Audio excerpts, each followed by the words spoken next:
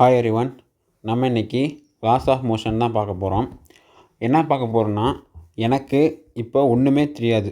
அதாவது டெக்னிக்கலாக சொல்லணும்னா, நான் எனக்கு ஜீரோவில் இருக்கேன். எனக்கு இந்த லெசனை பற்றியும் தெரியாது, ஃபிசிக்ஸை பற்றியும் தெரியாது, ஒன்றுமே தெரியாது. ஆனால் நீட்டில் நல்ல மார்க் வாங்கணும், எல்லா லெசனையும் நல்லா படிக்கணும் அப்படின்னு நினச்சிங்கன்னா, நீங்கள் எங்கேருந்து ஆரம்பிக்கணும், எந்த மாதிரி கொஸ்டின்ஸ்லாம் சால்வ் பண்ணணும்னு இந்த வீடியோவில் பார்க்கலாம்.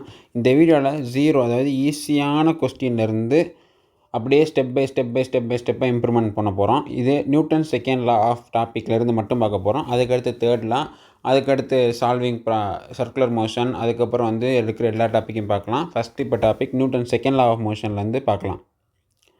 இது வந்து ரொம்ப ரொம்ப ஈஸியான கொஸ்டின். ஃபஸ்ட்டு கொஸ்டின் நான் ரொம்ப பேசிக்கில் தான் போகிறேன். ஏன்னா ஒன்றுமே தெரியாதவங்களுக்கு ஹெல்ப்ஃபுல்லாக இருக்கணும் தான். இருக்கிறதுலே ரொம்ப ரொம்ப ஈஸியான கொஸ்டின்லேருந்து போகிறோம். வாங்க பார்க்கலாம். A body of mass 3 kg has acceleration 4 meter per second square. The net force acting on the body is. அதாவது உங்களுக்கு எல்லாத்துக்குமே ஓரளவு தெரிஞ்சிருக்கும். F is equal to ma அப்படின்னு ஒரு ஃபார்முலா இருக்குது. இது ஈஸியான கொஸ்டின் தான். என்ன கேட்டிருக்காங்க, ஃபோர்ஸ்னு என்னென்னு கேட்குறாங்க, மாஸும் ஆக்சிலரேஷன் கொடுத்துருங்க. அப்போ சப்ஜெக்ட் பண்ண ஆன்சர். அப்போ F is equal to மாஸ்னா என்ன 3 kg, ஆக்சிலரேஷன் என்ன 4 மீட்டர் பர் செகண்ட். இது ரெண்டு மல்டிபிள் பண்ண என்ன வரும் 12 நியூட்டன். ஏன் இந்த மாதிரி கொஸ்டின்லாம் ஆரம்பிக்கிறேன்னா, ஆரம்பிக்கிறோம் ரொம்ப இருக்கிறது சிம்பிளானது ஆரம்பிச்சிடலாம். அப்போ எல்லாத்துக்குமே யூஸ்ஃபுல்லாக இருக்கும். தெரியாதவங்களுக்கு தான் இந்த கொஸ்டின் ஆரம்பிக்கிறது. இது ஃபஸ்ட்டு கொஸ்டின் வந்து 12 ஆன்சர். அடுத்து second question, a particle of mass. பார்த்தீங்கன்னா இது வந்து ரொம்ப சிம்பிளான கொஸ்டினாக, இது லெவல் 1. அடுத்த கொஸ்டின் பாருங்களேன், அதே கொஸ்டின் தான் வேறு மாதிரி கேட்டிருப்பாங்க. A particle of mass 0.2 kg as its velocity changed from 2 meter per second to 8 meter per second in 3 seconds under the action of resultant force.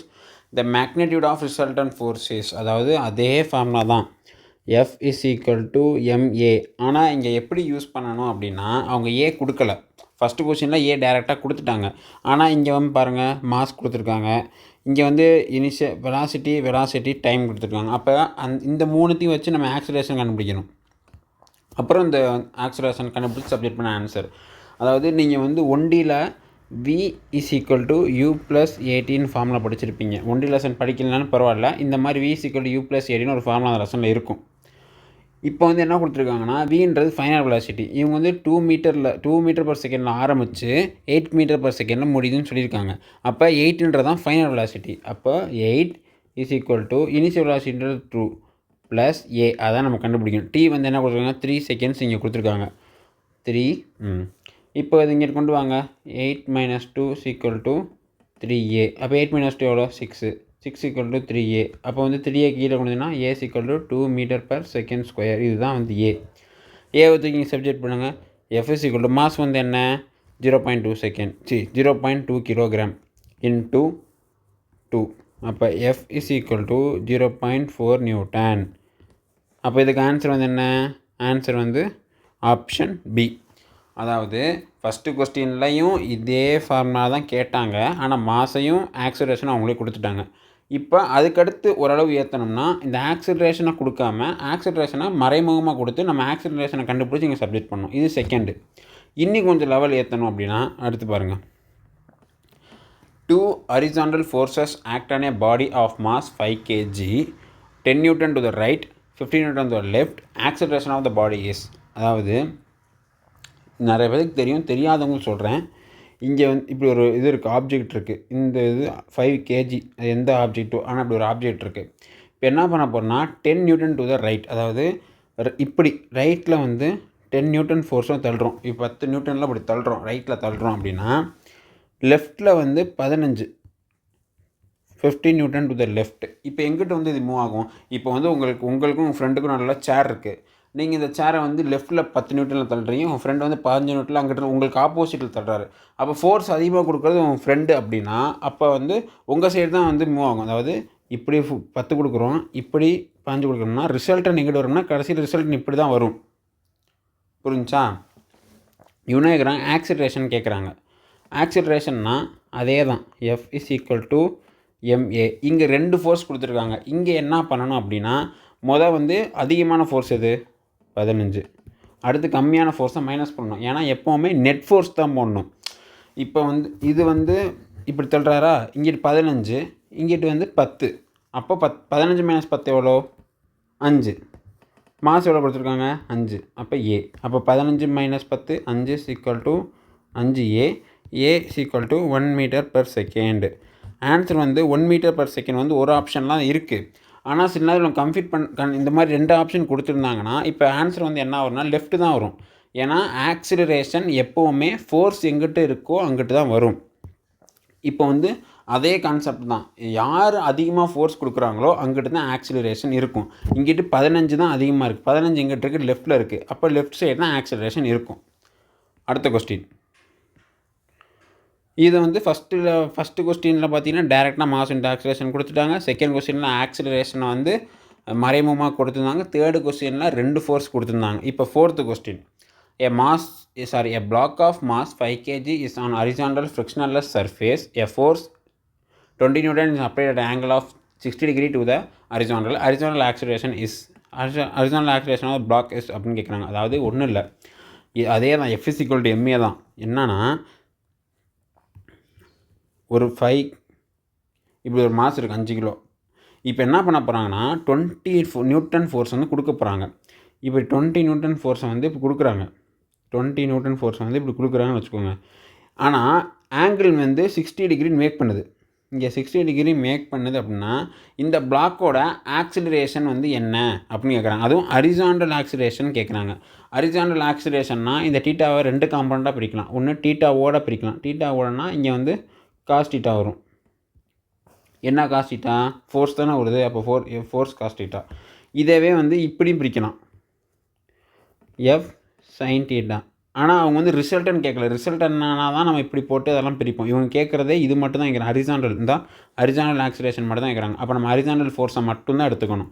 அப்போது ஹரிசாண்டல் ஃபோர்ஸ்னால் எஃப் காஸ் 60 தான்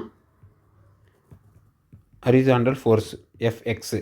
அப்போ எஃப் வந்து என்ன? எஃப் வந்து 20ன்னு கொடுத்துட்டாங்க. 20 காஸ் 60. Cos 60யோட value 1/2. அப்போ FX வந்து 10 Newton. FX வந்து என்னது?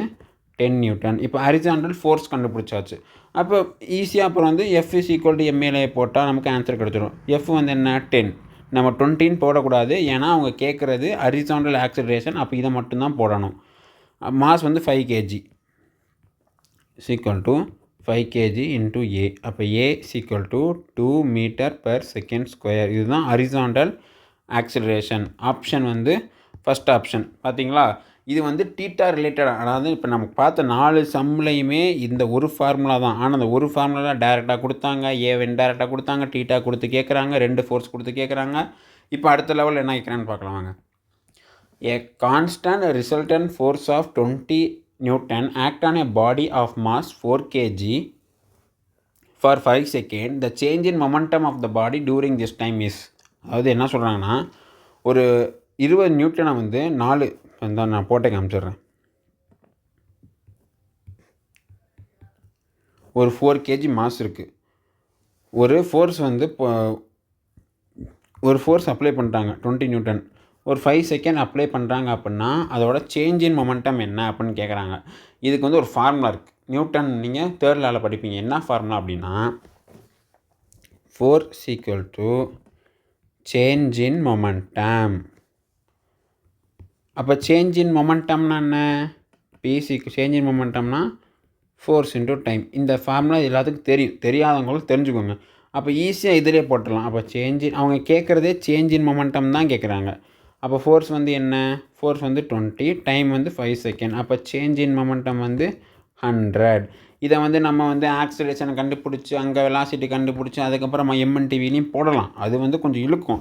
இது டேரெக்டாகவே ஃபார்முலாவில் போட்டால் வேலை முடிஞ்சிடும். இந்த 100 எங்கே இருக்குது? இங்கே இருக்குது. அப்போ வந்து இது வந்து ஃபோர்ஸுக்கான இன்னொரு ஃபார்முலா. நம்ம F = இத்தனை 4 கொஸ்டின்லையுமே F = ma வச்சு 4 விதமான கொஸ்டின் பார்த்தோம்ல. இப்போ எஃப்க்கு நிறையா ஃபார்முலாஸ் இருக்கும். அதில் ஒரு ஃபார்முலா இது. அடுத்த question. A body of mass 2 kg initially at rest, a force F = 8 + 2t act on it for 4 seconds. The speed of the body after 4 seconds is. அதாவது எனக்கு ஒன்றுமே தெரியாதுன்னு சொல்கிறவங்களும் உங்களுக்கு புரிகிற சம் மட்டும் பார்த்து எழுதுங்க. எல்லா சம்மையும் பாருங்கள், உங்களுக்கு புரியுது மட்டும் பாருங்கள். புரியாதோட மாடி பார்த்து உங்களை நீங்களே வந்து ஸ்ட்ரெஸ் ஆக்காதீங்க. புரிஞ்சது 10 சம்மில் புரிஞ்சது பார்த்துருங்க, அதுக்கப்புறம் புரியாததை பார்க்கலாம். A body of mass 2 kg initially at rest. ரெஸ்ட்டுன்னு கொடுத்துட்டாலே u வந்து 0, velocity 0. A force F is equal to 8 plus 2t act on 4 seconds. Speed of the body after 4 second. அதாவது அதே கொஸ்டின் தான். F is equal to MAவே தான் கேட்குறாங்க. ஆனால் இது என்ன கொஞ்சம் வேறு மாதிரி கேட்குறாங்க.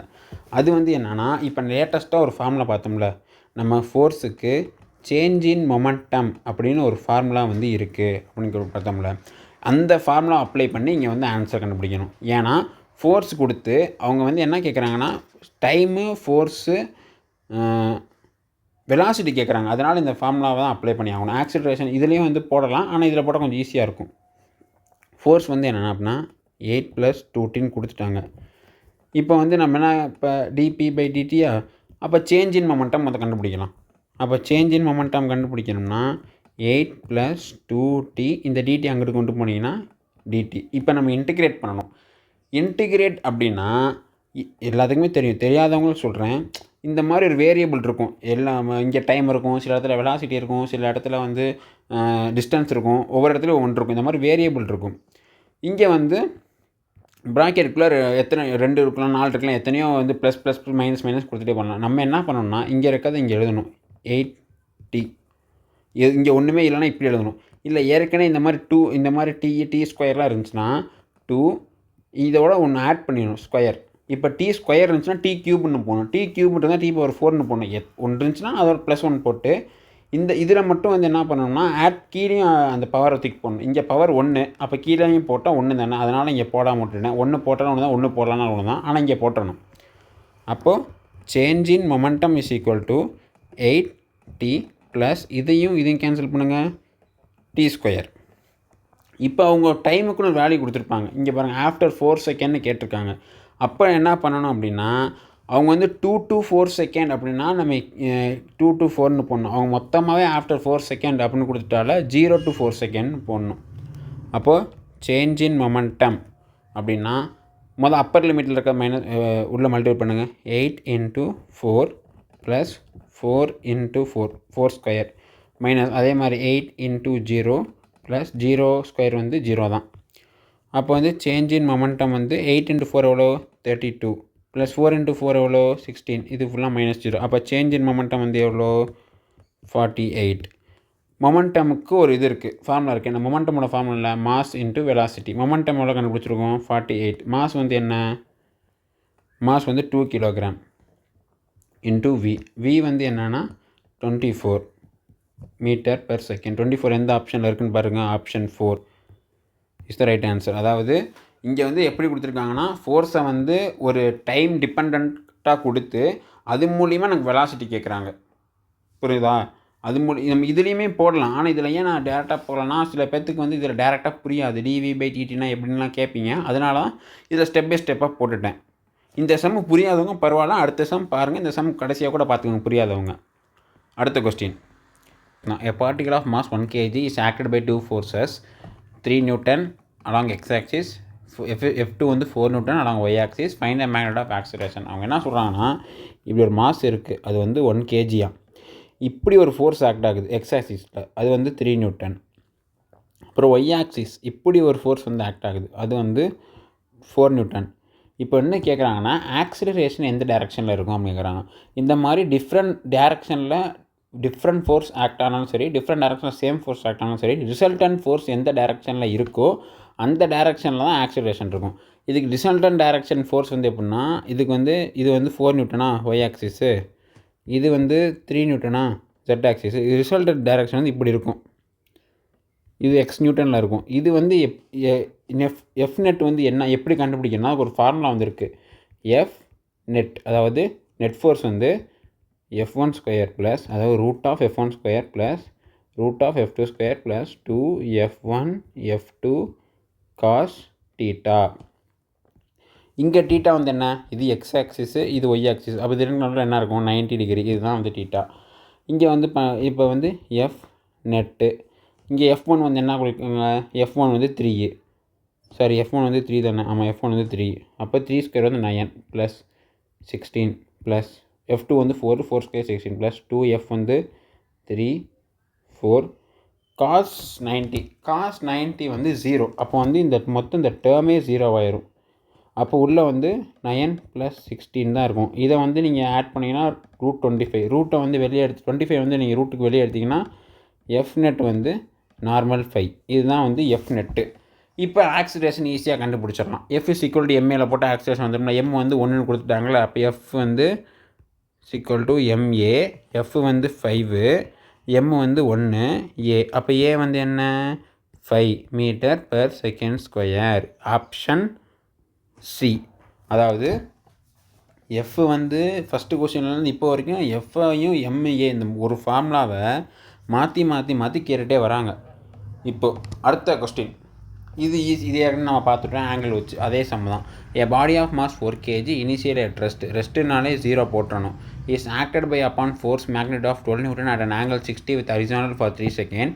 The distance traveled by the body along horizontal during this interval is. அதாவது என்ன கேட்குறாங்கன்னா, இப்படி ஒரு பாடி வந்து இருக்குது 4 kgயில் ஒரு ஃபோர்ஸ் வந்து கொடுக்குறோம்.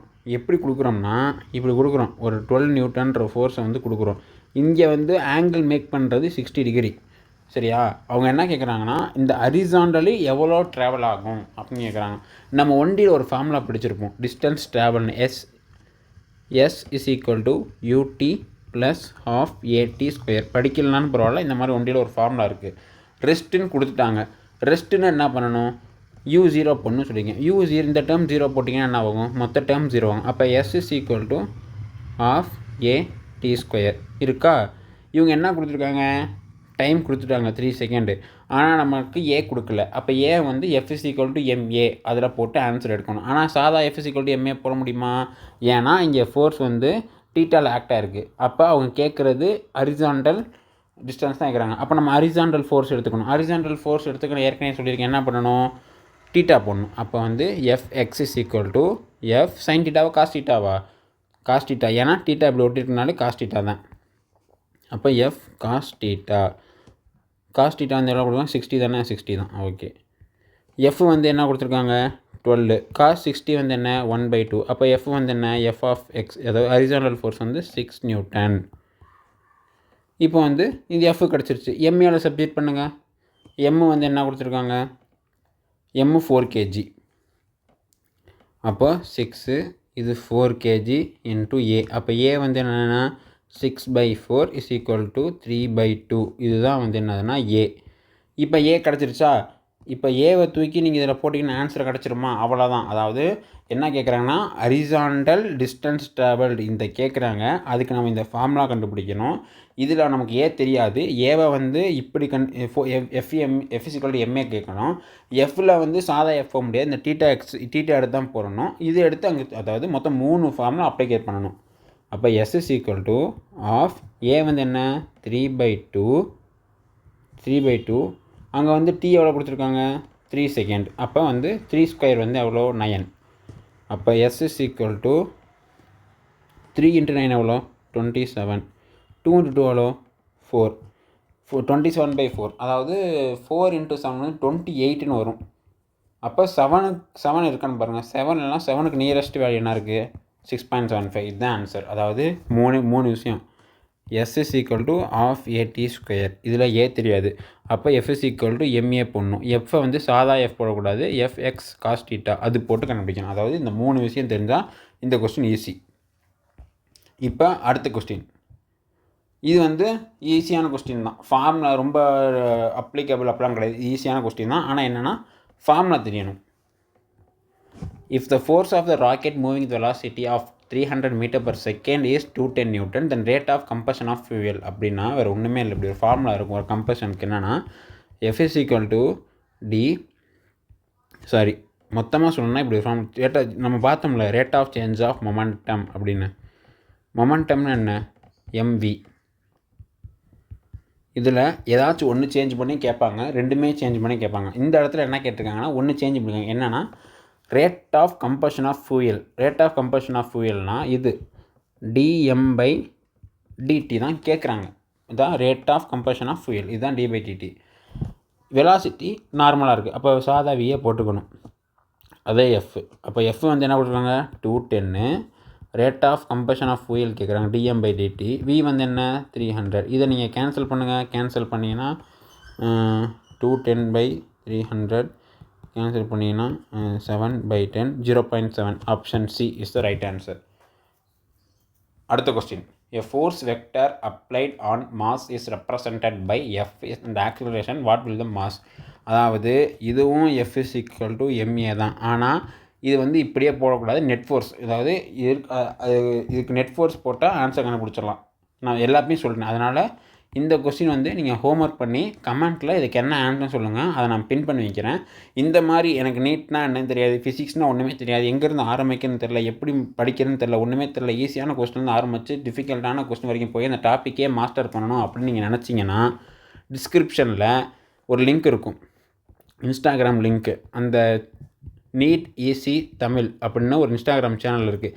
இந்த மாதிரி உங்களுக்கு ஃபிசிக்ஸை மாஸ்டர் பண்ணணும், ஒவ்வொரு டாப்பிக்காக மாஸ்டர் பண்ணணும் அப்படின்னா நாங்கள் ஃபிசிக்ஸ் 180 சீரீஸ்னு ஒரு சீரீஸ் நடத்திட்டு வரோம். அதோட கோர்ஸோட ஃபீஸ் வந்து பார்த்திங்கன்னா ஜஸ்ட் 19 rupees. இந்த லாஸ் ஆஃப் மோஷன்னா அந்த 19 rupees கொடுத்தே நீங்கள் ஃபுல்லாக மாஸ்டர் பண்ணிடலாம். இந்த கோர்ஸ் வேணும்னா டிஸ்கிரிப்ஷனில் லிங்க் இருக்குது இன்ஸ்டாகிராமில், அதில் தொட்டு I want physics 180 சீரீஸ்னு கமெண்ட் பண்ணு, இன்ஸ்டாவில் டிஎம் பண்ணுங்கள், உங்களுக்கு கோர்ஸ் நாங்களே அனுப்புகிறோம். தேங்க்யூ.